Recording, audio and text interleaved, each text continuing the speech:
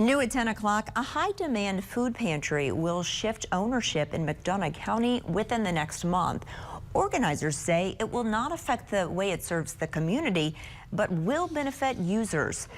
Good Food Collaborative has served residents for 3 years. It opened a grocery-style pantry about a year ago.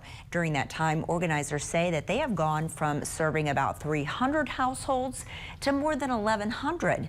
Western Illinois Regional Council will take over that ownership. The pantry is housed in that facility. They won't see a decrease in services, I expect. If anything, they will see an increase in services. They'll see the same faces. They'll see the same kind of food. It'll be the same process.